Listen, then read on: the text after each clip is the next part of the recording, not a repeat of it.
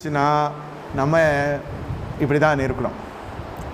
எருசலேமிலே போனோம், உட்காரணும், போதகர் இருக்காரோ இல்லையோ எருசலேமே நம்ம இருக்கணும். ஏன் எருசலேமில் இருக்கணும்? அது தேவன் தெரிந்து கொள்ளப்பட்ட பட்டணம். அந்த இடத்துல ஆட்சேபனைகள் அதிகமாக இருக்கும். அந்த இடத்துல பரியாசக்காரர்கள் இருப்பாங்க, படித்தவர்கள் எல்லாம் இருப்பான். ஆனால் எல்லா ஞானம் இருக்கும், எல்லா ஜனங்களும் இருப்பாங்க. ஆனால் மேல் வீட்டாரைக்குள்ளே வரவே முடியாது இவர்களால். அவர்கள் பரிகாசம் அவர்களை தேவ சமூகத்தில் இருக்க விடாது. அவருடைய துன்மார்க்கும் தேவ சமூகத்தில் இருக்க விடாது. அவருடைய கல்வியே உலக பிரகாரமே கல்வி. என்னப்பா அவங்க தலைவர் அடித்து கொண்டுட்டாங்களாமே, அவர் உன்னமாக நம்புறீங்க? இது என்ன புதுசாக இருக்குது, புதுசாக ஒன்று முளைச்சிருக்கு பரிசுத்தாவியாமே, அது பெறத்துக்கு மேலே போகிறீங்க. இது மாதிரி நிறைய குதர்க்கமான கேள்விகள் எல்லாம் ஞானத்தில் பேசுவான். சரியா தவறா நீயே சொல்லு அப்படின்னா அது கிட்டத்தட்ட ஏற்றுக்கொள்கிற மாதிரியே இருக்கும். கர்த்தர் என்ன சொல்லுகிறாரோ அதற்கு எதிர்மறையாக சில காரியங்கள் வரும். நீங்கள் பார்த்துருப்பீங்க, நிறைய உங்களுடைய அனுபவத்தில் தெரிஞ்சிருக்கும். பேசுறதெல்லாம் நியாயமாகவே இருக்கிற மாதிரி இருக்கும், நம்புற மாதிரியே இருக்கிற மாதிரி இருக்கும். நம்முடைய நேரத்தெல்லாம் வீணடிக்கிறதுக்கு நம்ம செயல்படுற மாதிரியே இருக்கும். அவன் சொல்கிற ஒரு வார்த்தை அவ்வளோ விசுவாசம் திருப்பி போடுற மாதிரி இருக்கும். எத்தனை வருஷமாட சொல்வீங்க ஏசு வராரு ஏசு வராருன்னு? எங்கே வராரு அப்படின்வான், எப்போ வராரு அப்படின்வான். அப்போ அவருக்கே தெரியாதான்வான். இப்போ இதெல்லாம் என்ன மாதிரி வார்த்தை இதெல்லாம்?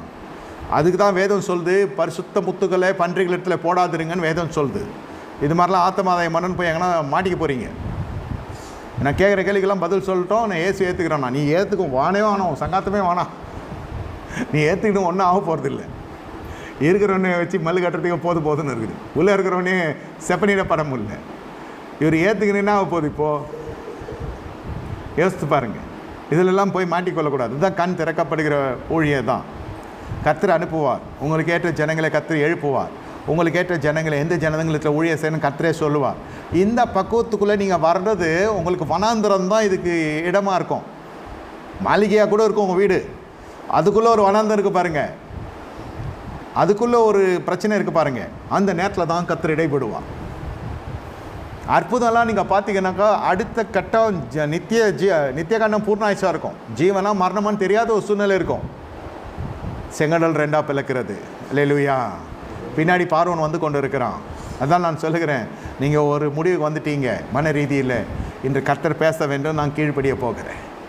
நான் சொல்லுகிறேன், எதிர்பாராத அதிசயங்கள் உங்கள் வாழ்க்கையின் கதவுகளை தட்டப் போகிற நாட்கள் வந்து விட்டது.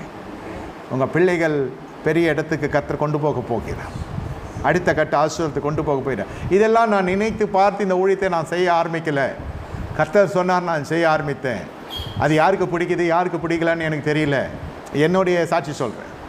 கட்சி அப்படியே பார்த்தா 25 ஆண்டுகள். இந்த ஆண்டு 25வது ஆண்டு வெள்ளி விழா கொண்டாடணும். எண்டில் கர்த்தர் நான் மகிமைக்கு சொல்கிறேன்.